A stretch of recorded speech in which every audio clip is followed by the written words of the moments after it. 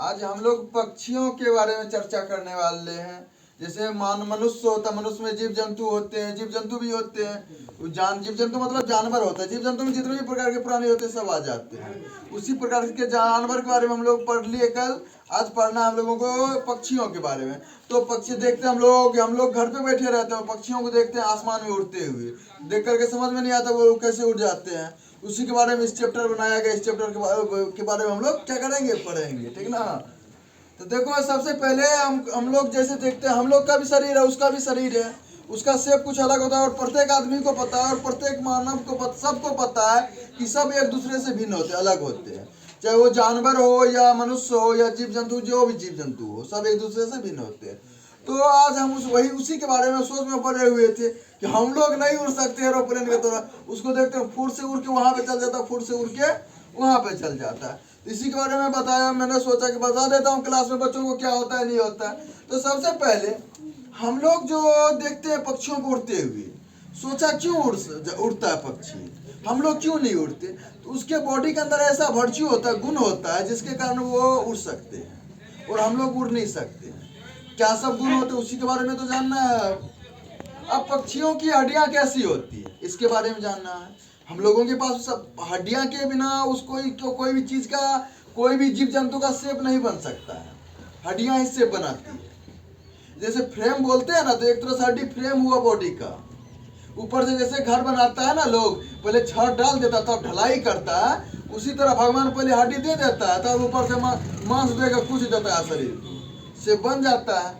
इसी कारण से पक्षियों की हड्डियां के बारे में हम लोगों को जानना है। कहता पक्षियों की हड्डियां कैसी होती है। तो पक्षियों की हड्डियां खोखली होती है, जिसमें वायु भरी रहती है, जो कि उसके बॉडी को हल्का करने में बहुत सहायता करती है। और जो चीज हल्का रहेगा वो वायु के संपर्क में आने पर उड़ सकती है।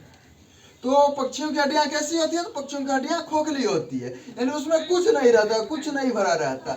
इसलिए वो उसमें क्या भरा रहता है, भरा रहता है, तो वायु भरा रहता है, जिसके कारण वो आसानी से क्या कर सकते हैं, आसमान में उड़ सकते हैं। बट अब कह रहा है इसको पक्षियों को उड़ने में कौन सहायता करती है। हड्डियां तो करती है, और भी कुछ ऐसे तत्व हैं जो उसको सहायता करती है, उसके बारे में जानना है।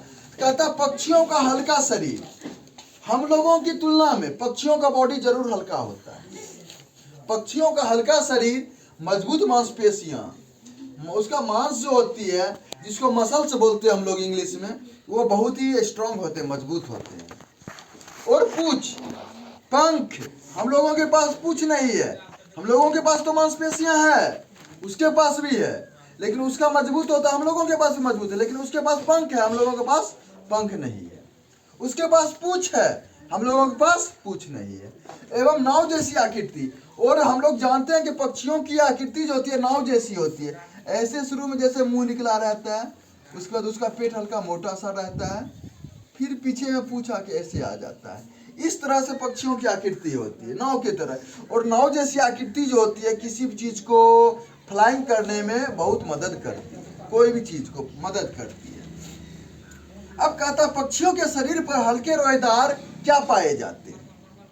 पक्षियों के शरीर पे जो हल्के रोएदार पाए जाते हैं, उसको हम लोग क्या कहते हैं, इसके बारे में बताया गया है। कहता पक्षियों के शरीर पर हल्के रोएदार जो पाए जाते हैं, उसको पर कहते हैं। यानी पक्षियों के शरीर पर हल्के रोएदार पर पाए जाते हैं। क्या पाए जाते हैं, पर पाए जाते हैं। अब देखो कहा गया पर कितने प्रकार के होते हैं। पर होते हैं तो कितने प्रकार के होते हैं, सभी चीज में एक काइंड्स है, उसका टाइप्स है, सबका फंक्शन है अलग अलग। उसी तरह से यहाँ पे बताया गया है। तो पर कितने प्रकार के होते हैं, तो पर 3 प्रकार के होते हैं। पर कितने प्रकार के होते हैं, 3 प्रकार के होते हैं। तो पहला होता है पंख, और दूसरा होता है नीचे के पर, और तीसरा होता है उड़ने वाले पर। यानी कि पक्षियों के पास 3 प्रकार के पर होते हैं। एक पर को पंख बोलते हैं हम लोग, एक पर को नीचे के पर बोलते हैं, और एक पर को उड़ने वाले पर बोलते हैं।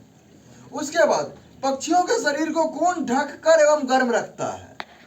हम लोगों के शरीर को कौन गर्म रखता है, तो ये जो कपड़ा हम लोग पहनते हैं, ये हम लोगों के शरीर को ढक के रखता है, और हम लोगों की बॉडी को गर्म रखता है। ये तो ठंड में ठिठुर के मर जाते हैं हम लोग कब का। अगर ये कपड़ा नहीं रहता तो हम लोग नहीं रहते। तो भगवान तो उसको कपड़ा नहीं दिया है, उसके लिए कपड़ा के बदौलत में उसको कुछ ऐसा उपहार दे दिया जो कि उसको बिना कपड़ा के भी वो जीवित रह सके, किसी भी अनुकूल में ढल सके। तो वो बताया गया पक्षियों के शरीर को नीचे के पर ढके एवं गर्म रखता है।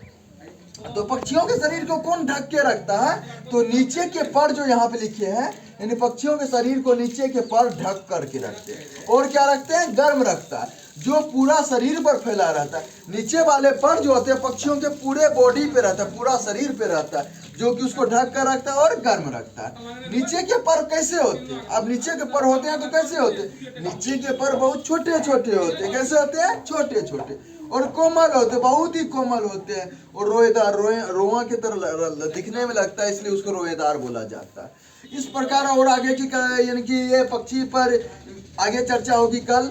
इतना बताया, यानी इसी को आप लोग को लर्न करके लाना है। और जो भी कोई आप देख रहे हैं, अगर आपको इसमें कहीं पे भी डिस्कशन करनी होगी तो आप पूछ सकते हो।